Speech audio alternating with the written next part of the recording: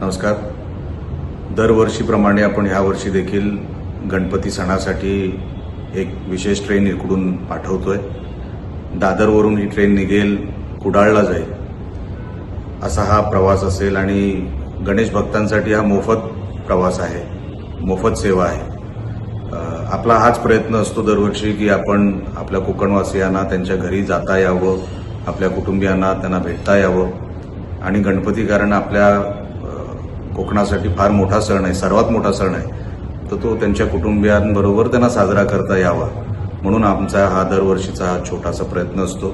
Shiv Sena express म्हणून आपण ही train सोडतोय.